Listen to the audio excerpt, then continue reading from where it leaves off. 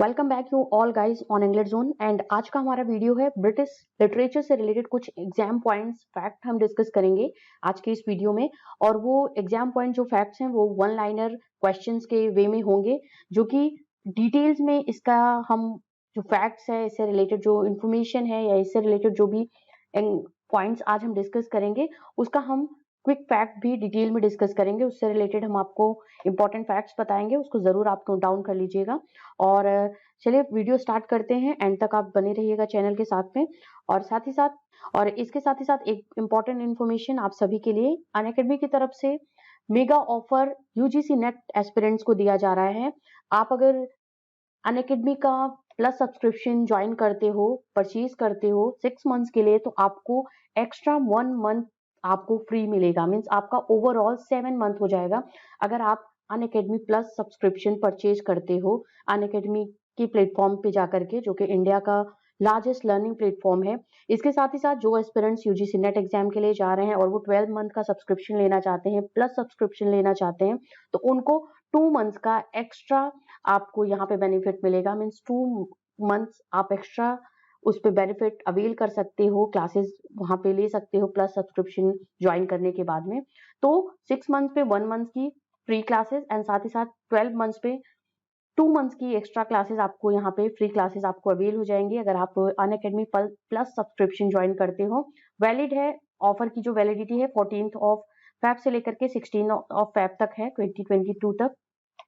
Subscription join करने के लिए या आप सब्सक्रिप्शन लेने के लिए जो लिंक है वो आपको डिस्क्रिप्शन बॉक्स में मिल जाएगा, तो डिस्क्रिप्शन बॉक्स आप जरूर चेक कर लीजिएगा। इसके साथ साथ आई बटन पे मैं आपको अनअकैडमी प्लस सब्सक्रिप्शन लेने का लिंक आपको शेयर कर दूंगी वहां पे जाके, और इसके साथ साथ एंड स्क्रीन वीडियो के एंड में आपको वहां पे भी मिल जाएगा।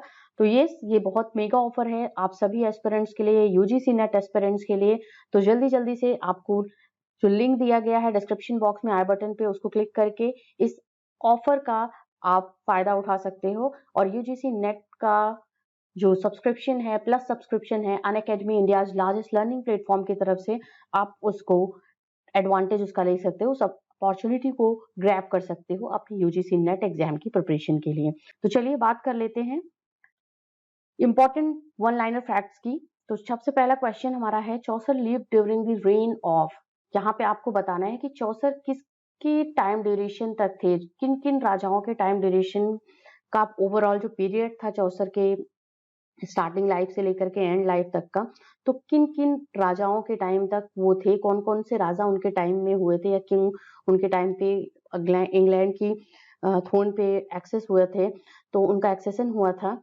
तो क्वेश्चन है, Chaucer live during the reigns of. तो आंसर मैं आपको जल्दी से बता दूं, Edward third, Richard second and Henry fourth, 3 kings ruled over during the time duration of the Geoffrey Chaucer. अगर जियोफ्री चौसर के टाइम ड्यूरेशन की बात करें तो 1340 से लेकर के 1400 तक का टाइम ड्यूरेशन था।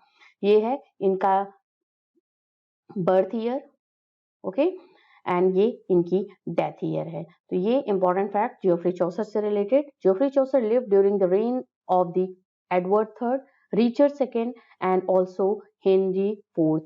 Next question we have here on the screen, Chaucer's Canterbury tales was written in. आपको बताना है कि चौसर का जो कैंटरबरी टेल्स था वो किस टाइम ड्यूरेशन में लिखा गया है, वो मतलब उसका आपको ड्यूरेशन बताना है या ईयर बताना है।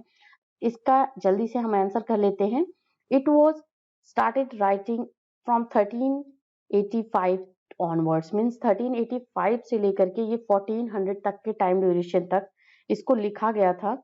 It has total number of 24 stories, okay, and इसमें 21 फिनिश थी। 17,000 लाइन के अप्रॉक्स में ये पोएम लिखी गई है।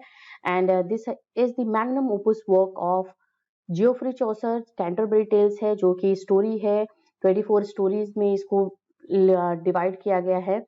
और बात की जा रही है कि इसमें 17,000 लाइन्स हैं, जो कि एक बहुत लेंदी पोएम है, बहुत लॉन्ग पोएम है। और उस टाइम के मिडिल इंग्लिश पीरियड की contemporary life, political life and social life को प्रेजेंट करता हुआ ये एक इम्पॉर्टेंट पोएम है जियोफ्री चौसर का। तो इसका जो राइटिंग ईयर है अगर उसकी बात करें तो ये 1385 ऑनवर्ड्स ये स्टार्ट हुआ था लिखना, और ये 1400 till the death of the Chaucer it has some Chaucer ने इसको लिखा था और उसी टाइम पे ये धीरे धीरे इसको पब्लिश कराया गया था। नेक्स्ट इंपॉर्टेंट वर्क है, क्वेश्चन है यहाँ पे स्क्रीन चौसर से related. Chaucer's Canterbury Tales belongs to, ठीक है, किस पीरियड मींस चौसर की आप लिटरेरी पीरियड की बात करो तो 3 पीरियड्स में चौसर का लिटरेरी करियर डिवाइडेड है। तो आपको बताना है कि चौसर का जो कैंटरबरी टेल्स है वो उनके किस लिटरेरी पीरियड से बिलोंग करता है। ठीक है, आपने जियोफ्री चौसर को अच्छे से पढ़ा होगा और आप सभी जानते होंगे कि उनका लिटरेरी करियर 3 पार्ट्स में डिवाइडेड था। तो ये जो होता है ये था third period of Chaucer's literary career, जिसको हम इंग्लिश पीरियड के नेम से जानते हैं। Okay, this was the third period, that was English period. इससे पहले जो इनके 2 पीरियड्स और थे, दे वर फ्रेंच एंड इटालियन। ओके, तो यहाँ पे मैं मेंशन कर रही हूँ French period, next was Italian period and third was English period. ये थर्ड था, ये सेकंड था एंड ये फर्स्ट था। Next question we have here on the screen, Norman Conquest took place in the year, किस ईयर में Norman Conquest जो था वो टुक प्लेस हुआ था, मींस वो घटना जो थी, इंसिडेंट था वो जो घटित हुआ था, आपको उसका ईयर बताना है। बहुत ही इंपॉर्टेंट ईयर है, आप सभी इससे अच्छे से जानते होंगे इस ईयर को, क्योंकि इसी ईयर से मिडिल इंग्लिश पीरियड का स्टार्ट होता है। तो आपको उसका नेम बताना है, उस ईयर को मेंशन करना है यहाँ पे। चलिए बात कर लेते हैं आंसर की। We have the 1066, 11th century was the time when Norman conquest took place, and 1066 Middle English period started in history of English literature. Okay, Middle English period.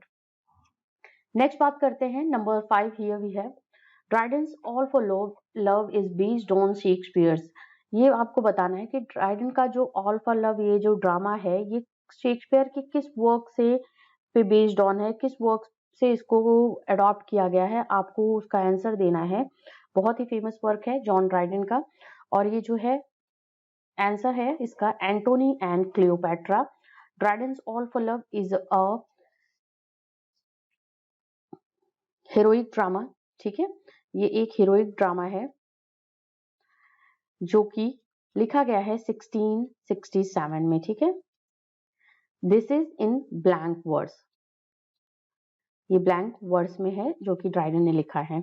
Next बात करते हैं William Langland's the vision of William concerning Piers and Ploughman was written in. ये जो William Langland जो कि Geoffrey चौसर के contemporary थे, आपको बताना है कि जो इनका विजन था विलियम का, जिस जो वर्क में उन्होंने इसको लिखा है, and that work was the Piers and the Ploughman. आपको उसको बताना है कि क्या किस टाइम पे ये लिखा गया है। Answer we have 1362 to 1390। और ये कितने पार्ट्स में इसके वर्जन्स थे, A version, B version and C version. तो ये इसी के 1360 से लेकर के 1390 के अराउंड में ये वर्जन्स जो हैं ये पब्लिश हुए हैं लैंगलैंड का। एंड ये जो है वर्क है Piers and Ploughman, that is allegorical work of William Langland. Okay, next one we have here, who is the author of the Vanity of Human Wishes? Vanity of Human Wishes के author का name बताना है, and the answer we have here Samuel Johnson. Samuel Johnson is the correct answer. and बात करते हैं अगर Vanity of Human Wishes की, तो ये एक पोएम है। This is a poem. 1748 is the writing year, written, and 1749 it was published. Okay, it was published in the year 1749. This is the work, The Vanity of Human Wishes, which was a poem by Samuel Johnson, the great critic of the 18th century. और ये writing year था इसका, means उन्होंने 1748 में लिखा था but 1749 में इसको पब्लिश करा था। Next we have number 8, Prufrock and Other Observation of the work of T.S. Eliot was published in the year। किस ईयर में ये वर्क जो Prufrock and Other Observation है वो पब्लिश हुआ था। टी.एस. एलियट का ये इंपॉर्टेंट कलेक्शन है पोएम्स का, तो आपको इसका पब्लिकेशन ईयर बताना है। And the answer we have 1917, ये इज द करेक्ट आंसर।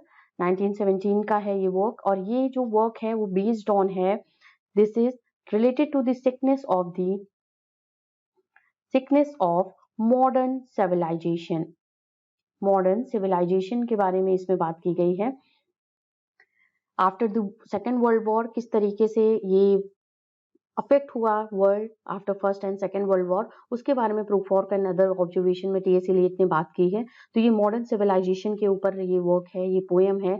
और इसके साथ ही साथ टी.एस. एलियट का जो वेस्ट लैंड है वो भी 1922 में पब्लिश हुआ है। That is also one of the important poem of T S. Eliot, जो कि सेम सब्जेक्ट मैटर, जो बैरननेस है, जो मॉडर्न बैरननेस है, लंदन सोसाइटी का जो एक टेम्परामेंट है आफ्टर वर्ल्ड वॉर, उसके बारे में इस पोएम में बात की गई है। नंबर नेक्स्ट बात करते हैं, स्क्रीन पे है, who said true wit is nature to advantage dressed. ये आपको बताना है ये कोटेशन किसने कहा हुआ है और किस वर्क में कहा हुआ है, उसके बारे में हम बात करेंगे यहाँ पे विद इट्स फैक्ट्स। तो जो भी इंपॉर्टेंट फैक्ट हैं अभी तक मैंने डिस्कस करा है आपसे, प्लीज इसको नोट डाउन कर लीजिए आप सभी अपने नोट्स में। तो हम यहाँ बात कर रहे हैं true wit is nature to advantage dressed की। तो ये है अलेक्जेंडर पोप का quotation and essay on criticism में ये बात करी है Alexander Pope ने। So friends, this is a poem that was published in the year 1711। Alexander Pope का important poem है ये, एंड इस पोएम में बहुत ही इंपॉर्टेंट कोटेशंस जो अलेक्जेंडर पोप ने कोट करे हुए हैं वो हमें मिलते हैं, और true wit is nature to advantage dressed is one of them. Next we have here Spenser's Faerie Queene is dedicated to. बहुत इंपॉर्टेंट क्वेश्चन है, आप सभी इसका आंसर जल्दी से मुझे दे दीजिए क्योंकि इसके लिए किसी ऑप्शन की जरूरत नहीं है आप सभी को अगर इस क्वेश्चन का आंसर देने के लिए। तो स्पेंसर, एडमंड स्पेंसर की बात हो रही है, उनके फेरी क्वीन द एपिक पोएम की बात हो रही है। किसको डेडिकेट करा था स्पेंसर ने ये poem? And the answer we have Queen Elizabeth first. Okay, Queen Elizabeth first को ये पोएम उनको डेडिकेट करा गया था। और ये जो पोएम है जो पब्लिश हुई है फर्स्ट 2-3 बुक्स के साथ में, क्योंकि ये एपिक पोएम थी, 1590 में पब्लिश हुई है। इसके साथ ही साथ रिपब्लिश हुआ है with its 4 to 6 book in the year 1596। ठीक है, नोट डाउन कर लीजिएगा, एपिक पोएम है।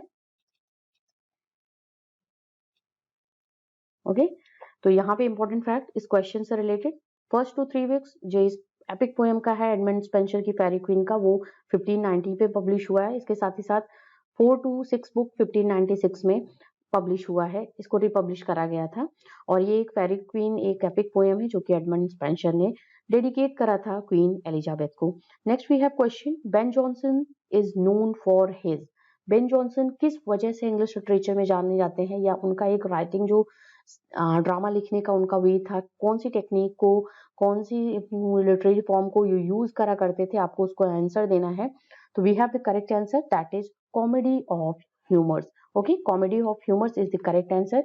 इनके आप जितने भी प्लेस देखोगे बेन जॉनसन के, जैसे आप द एल्केमिस्ट है and Everyman in his humour, Everyman out of humour, these are the important works of Ben Johnson, जिसमें उन्होंने कॉमेडी ऑफ ह्यूमर्स की बात की है।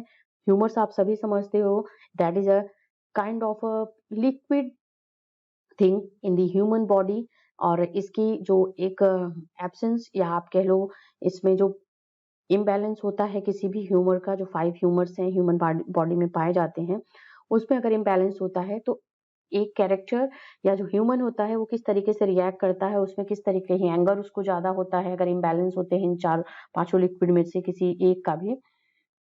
तो उसके बारे में यहाँ पे बात की गई है इस कॉमेडी ऑफ ह्यूमर से रिलेटेड।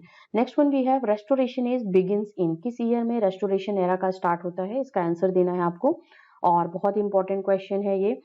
इसी एज के साथ साथ ही रीओपनिंग होती है जो थिएटर्स होते हैं इंग्लैंड में, जो कि 1642 में क्लोज कर दिए जाते हैं बाय द प्यूरिटन्स प्रोटेस्ट, और 1660 इज द करेक्ट आंसर इस क्वेश्चन का। Restoration age started with the accession of Charles second and that was the time of 1660, जबकि इंग्लैंड में थिएटर्स का रीओपनिंग होता है with the accession of the restoration king in England.